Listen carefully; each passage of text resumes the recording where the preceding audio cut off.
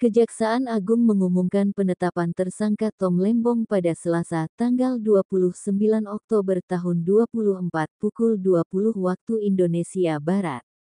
Thomas Trikasih Lembong atau Tom Lembong langsung dijebloskan ke Rutan Salemba Cabang Kejaksaan Negeri Jakarta Selatan, usai ditetapkan sebagai tersangka kasus dugaan korupsi importasi gula di Kementerian Perdagangan. Kerugian negara akibat perbuatan importasi gula yang tidak sesuai dengan ketentuan perundang-undangan yang berlaku, negara dirugikan kurang lebih 400 miliar rupiah, ujar Direktur Penyidikan Jampitsus Kejagung Abdul Qohar dalam jumpa pers penetapan tersangka Tom Lembong. Abdul Qohar menjelaskan, Tom Lembong diduga memberikan izin kepada PT PPI untuk mengimpor gula kristal mentah sebesar 105.000 ton pada 2015.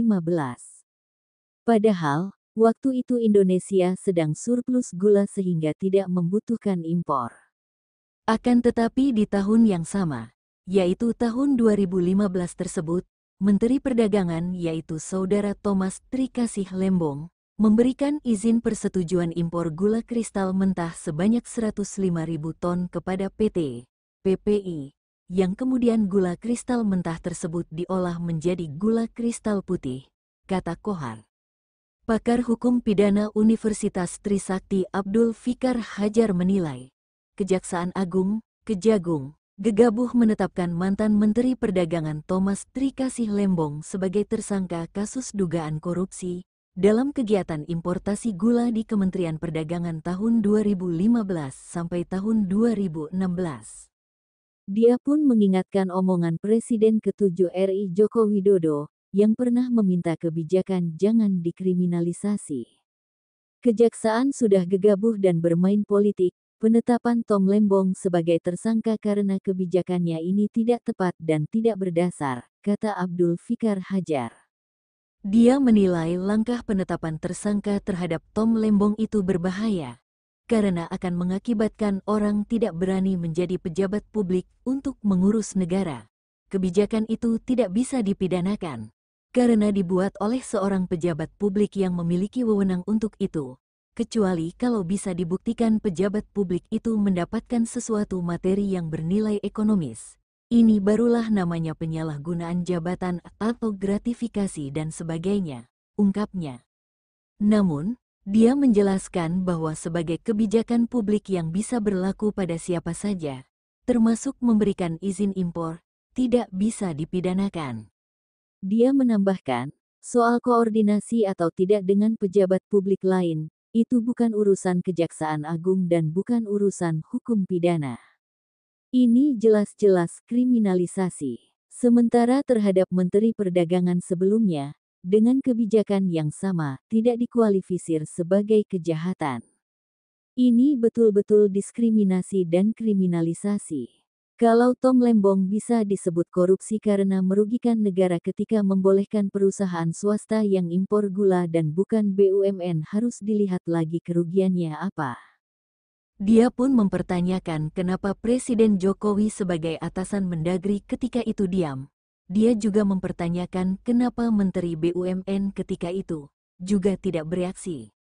Artinya Presiden dan Menteri BUMN juga tidak mempersoalkan kebijakan itu. Bahkan Presiden Jokowi pada waktu berkuasa menyatakan kebijakan tidak boleh dikriminalisasi, imbuhnya. Penetapan tersangka yang dilakukan Kejaksaan Agung terhadap mantan Mendagri, Thomas Trikasih Lembong terus menyita perhatian sejumlah kalangan. Apalagi, Thomas Lembong bukan satu-satunya mantan Menteri Perdagangan yang melakukan impor gula saat menjabat. Sejumlah menteri yang menjabat setelahnya juga tercatat melakukan impor gula, bahkan dengan jumlah yang jauh lebih banyak dibanding yang dilakukan Thomas Lembong. Wakil Ketua KPK periode tahun 2011 sampai tahun 2015, Bambang Wijoyanto angkat bicara, merespons langkah Kejaksaan Agung, menetapkan mantan Mendak RI, Thomas Lembong jadi tersangka korupsi.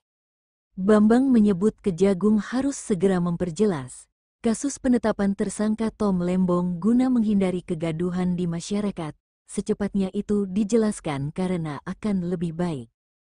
Dia menyampaikan itu merespons Tom Lembong terkait perizinan impor gula yang disinyalir merugikan negara. Menurut Bambang, kasus tersebut sudah menjadi perhatian publik, sehingga Kejagung harus mempertegas dan menjelaskan alasan penetapan tersangka terhadap Tom Lembong. Pejabat publik harus mampu menjelaskannya, dan bukan hanya sekadar legalitas, tapi apa yang menjadi syarat dasar orang dijadikan tersangka. Pihaknya mengisyaratkan apabila penegak hukum tidak bisa menjelaskan syarat dasar penetapan Tom Lembong sebagai tersangka, maka bisa saja publik mengaitkan kasus tersebut untuk kepentingan tertentu. Artinya, jika ini tidak bisa dijelaskan maka sinyalemen kriminalisasi menjadi justified.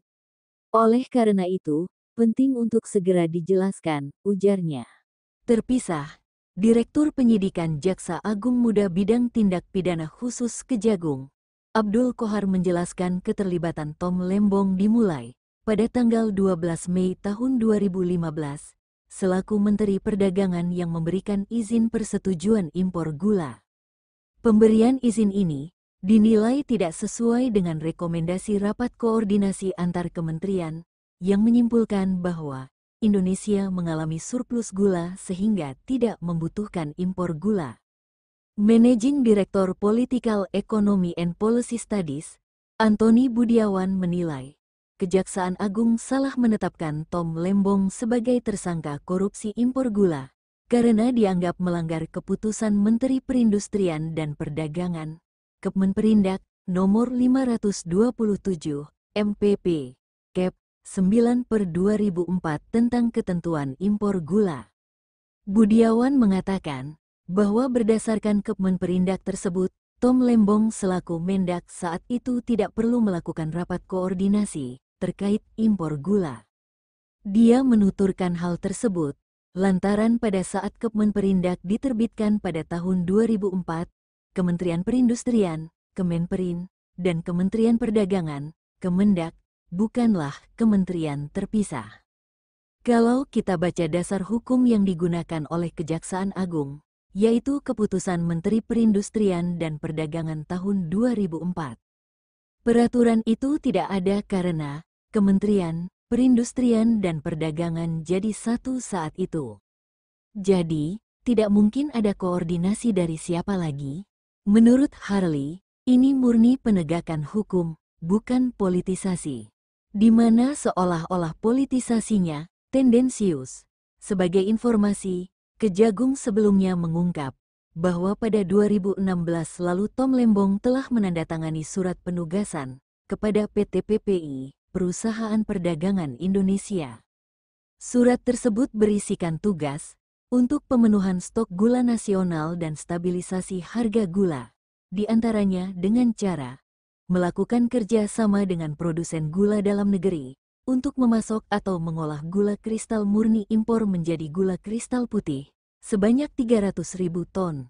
Hal itu dilakukan karena pada tahun 2016, Indonesia disebut dalam keadaan kekurangan gula kristal putih sebanyak 200.000 ton. Kemudian Charles Sitorus yang merupakan Direktur Pengembangan Bisnis PT PPI, diduga melakukan kong kali kong dengan 8 perusahaan swasta dalam melakukan impor. Usai melakukan impor, 8 perusahaan swasta itu lalu mengolah gula kristal mentah menjadi gula kristal putih. PT PPI seolah-olah membeli gula tersebut, padahal gula tersebut dijual oleh perusahaan swasta ke masyarakat melalui distributor dengan harga Rp16.000 per kilogram, lebih tinggi dari harga eceran tertinggi yang sebesar Rp13.000 per kilogram.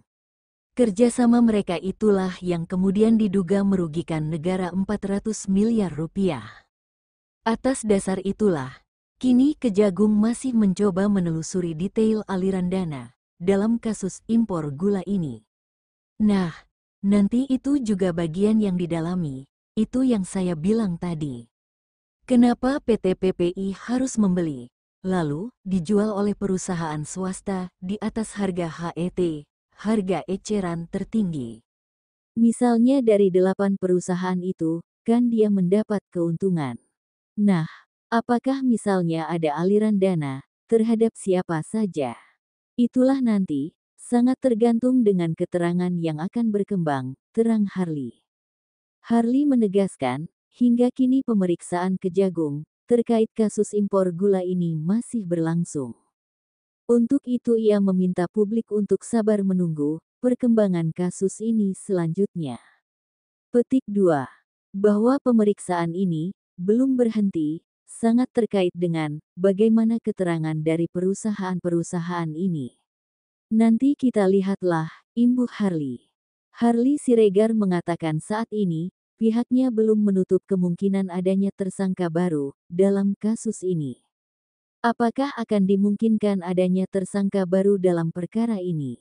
Itu sangat tergantung dengan apakah ada bukti permulaan yang cukup setidaknya diperoleh dari dua alat bukti untuk menentukan seseorang menjadi tersangka atau tidak, kata Harley kepada wartawan di Kejagung, Jakarta, Rabu tanggal 30 Oktober tahun 2024.